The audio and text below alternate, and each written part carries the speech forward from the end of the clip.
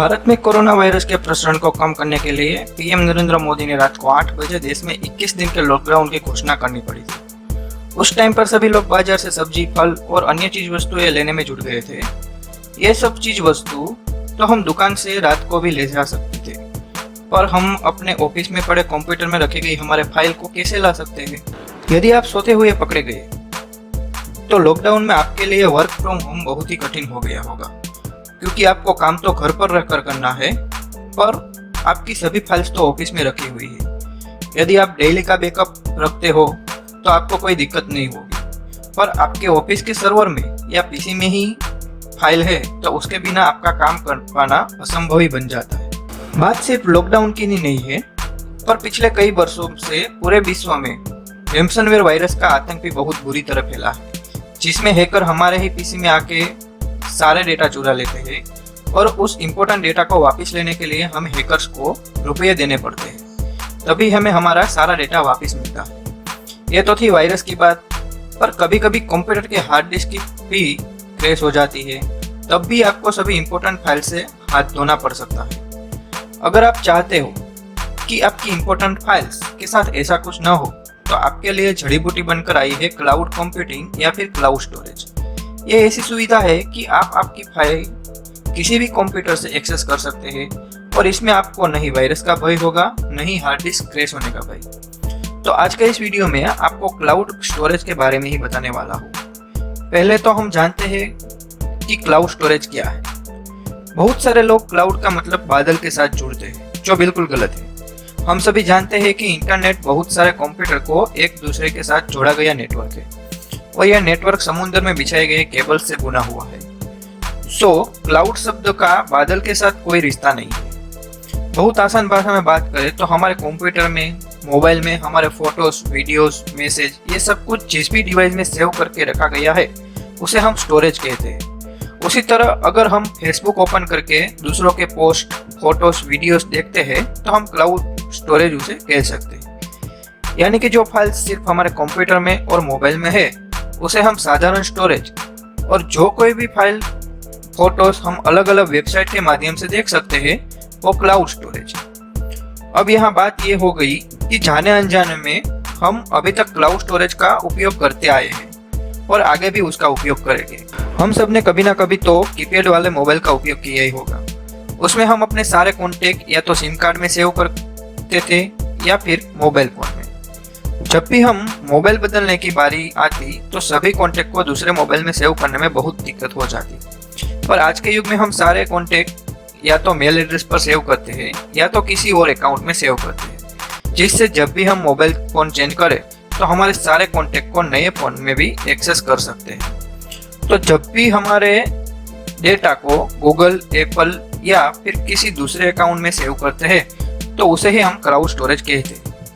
ठीक वैसा ही फेसबुक में भी होता है। फेसबुक के सभी यूजर्स की डेटा फेसबुक के ही सर्वर में होगा, जिस तक हम हमारे कंप्यूटर या फिर मोबाइल फोन से जो पहुंच सकते हैं। सिर्फ फेसबुक और ईमेल ही नहीं, विश्व में जितनी भी वेबसाइट है वो सभी वेबसाइट का कंटेंट इसी तरह के सैकड़ों सर्वर में स्टोर होगा। अब हमें ये जानना है कि क्लाउड स्टोरेज हमारे लिए कैसे काम करता है या फिर हम क्लाउड स्टोरेज का उपयोग कैसे करते हैं। दोस्तों, आपने क्लाउड स्टोरेज के बारे में जान लिया। अब उसी का लाभ हम हमारे फाइल्स और कंटेंट के लिए ले सकते हैं। हम हमारे लिए इम्पोर्टेंट फाइल का क्लाउड स्टोरेज करने के लिए इंटरनेट पर बहुत सारे ऑप्शंस अवेलेबल है। इसमें से 3 लोकप्रिय ऑप्शंस है: गूगल ड्राइव, माइक्रोसॉफ्ट वन और ड्रॉपबॉक्स। क्लाउड स्टोरेज में हम स्टोर की गई फाइलें और फोल्डर दूसरों के साथ शेयर कर सकते हैं, साथ ही एक ही फाइल पर एक से ज्यादा लोग काम भी कर सकते हैं। यह क्लाउड स्टोरेज का सबसे बड़ा लाभ है। तो सबसे पहले बात करते हैं हम गूगल ड्राइव की। तो एंड्रॉइड की वजह से सबसे ज्यादा लोकप्रिय हो रही क्लाउड सर्विस आज गूगल ड्राइव है। आप अगर गूगल अकाउंट यूजर है तो आप अपने पीसी या स्मार्टफोन में गूगल ड्राइव में लॉगिन करके उसमें आप तरह तरह की फाइल्स और फोल्डर्स स्टोर कर सकते हो।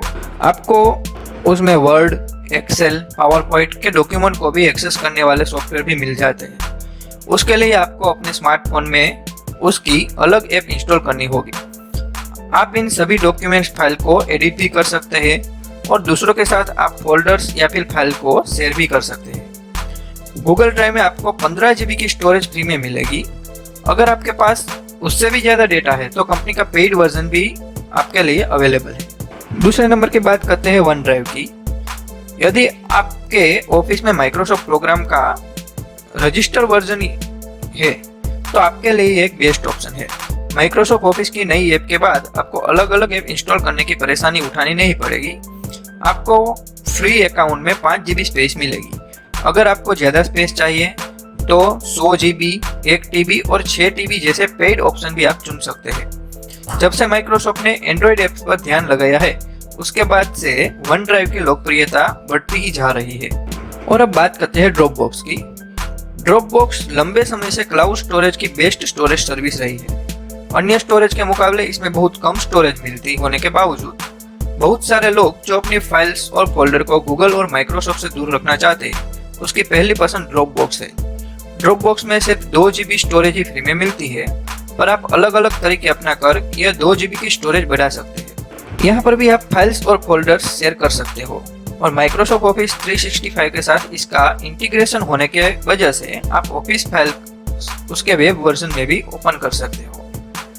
दोस्तों यहाँ पर ये 3 लोकप्रिय स्टोरेज है, पर उसके अलावा आपके पास और भी ऑप्शंस अवेलेबल है जैसे कि iCloud drive, Amazon drive, Sync, Mega, Box, MediaFire, जिस पर आप अपनी फाइल्स और फोल्डर या अन्य इंपॉर्टेंट नोट्स को स्टोर कर सकते हो। तो दोस्तों आज के इस वीडियो में बस इतना ही है। आशा करता हूँ कि आपको मेरा ये वीडियो अच्छा लगा। अगर अच्छा लगा है तो उसे लाइक कीजिए और इस वीडियो को शेयर कीजिए और साथ ही में वो नीचे दिए गए सब्सक्राइब बटन को दबा दीजिए। साथ में बेल आइकन को भी दबा दीजिए ताकि आगे आने वाली वीडियो की अपडेट आपको हर रोज मिलती